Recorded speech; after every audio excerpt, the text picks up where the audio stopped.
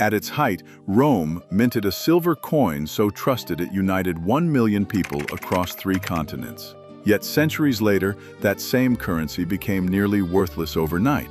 The official story blames barbarians, but beneath the ruins lies a hidden crisis: runaway inflation, triggered by decisions no empire ever wants to make. How did invincible Rome unravel? And could the same forces threaten us again?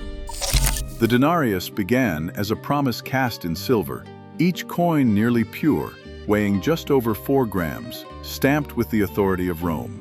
Traders from Hispania to Egypt recognized its value, accepting it without hesitation. Ships carried these coins across the Mediterranean, fueling markets and linking distant provinces. The denarius was more than money, it was a foundation for trust. With a single standard, tax collectors could demand payment in a currency everyone recognized, and merchants could price goods with confidence. This simple piece of silver turned an empire of villages into a unified economy, setting the stage for centuries of prosperity. Across the Italian countryside, sprawling estates known as latifundia dominated the landscape. These were not family farms, but industrial-scale operations powered by the labor of millions of enslaved people captured during Rome's wars. Archaeological digs at sites such as Villa Magna reveal vast storage facilities and slave quarters, evidence of a system built for relentless production. Wheat, wine, and olive oil were grown in monoculture, destined for the tables of Rome's elite and the city's swelling population. The profits from these estates flowed upward, concentrating land and wealth in the hands of a tiny aristocratic class, while the majority remained landless and dependent. Every month, nearly 200,000 Roman citizens queued for their share of the state's grain, a lifeline delivered through the vast bureaucracy of the Annona. Grain ships from Egypt and North Africa docked at Ostia, Rome's bustling port, where teams of officials and laborers unloaded, measured, and stored the harvest in colossal warehouses. From there, barges carried the grain up the Tiber, feeding a distribution system so complex it rivaled any army's logistics. The cost was staggering. Maintaining this flow drained the imperial treasury year after year. For the state, the Annona was not generosity, but a relentless obligation, one that demanded ever more creative ways to raise revenue. In 193 AD, Septimius Severus seized power. He faced a dangerous reality. Rome's legions held the empire together, but their loyalty came at a rising cost. To secure their support, Severus doubled the annual pay of soldiers from 225 to 500 denarii. Surviving inscriptions from legionary bases record this change.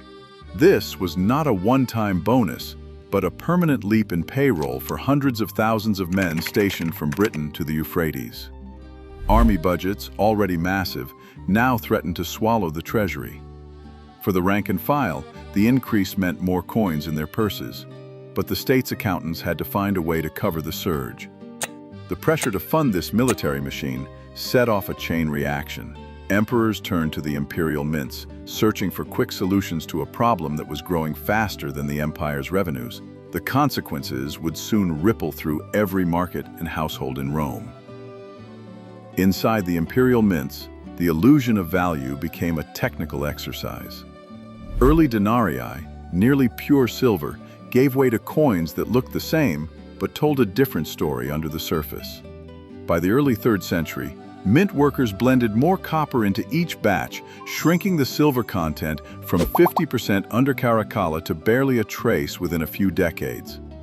A new coin, the Antoninianus, arrived with the promise of double value, but held only half the silver of its predecessor. To hide the change, officials began plating coins, dipping bronze blanks in a thin bath of silver, just enough to fool the eye until the coating wore away. Laboratory tests on coins from this era reveal a silver skin no thicker than a fingernail. Numismatists point out how, as the true metal faded, so did trust. What began as a subtle shift in metallurgy soon became impossible to ignore. Shops once bustling with trade fell silent as merchants began to refuse coins that no longer held their weight in silver. In Alexandria, papyrus contracts from the 260s show traders demanding payment in pure bullion or grain, unwilling to trust the emperor's money. Wheat prices soared from a handful of denarii to thousands, putting bread out of reach for ordinary families. In Rome, crowds lined up for the Annona found the grain supply shrinking, tempers flaring into riots. Soldiers, their pay eroded to a fraction of its former value, deserted or mutinied. Across the empire, makeshift markets sprang up where people bartered cloth for oil and shoes for meat. The collapse of trust in the currency rippled through every home, every street, and every province, leaving daily life unpredictable and precarious. Rome's fortunes now flow through different channels. In 2024, tourism brings in over 13.3 billion euros, making the city's ancient stones its most valuable asset. The Vatican's Institute for Religious Works has transformed its reputation, adopting strict anti-money laundering reforms to meet global standards. The EUR district's modern towers house Italy's corporate giants, while the Club of Rome, founded here in 1968, continues to shape global debates on economic sustainability. The legacy of currency, trust, and adaptation endures in every corner of the city. Rome's collapse shows that when trust in money fails, entire societies can unravel. Financial stability isn't ancient history. It is today's challenge in every currency. What lesson do you see for us now?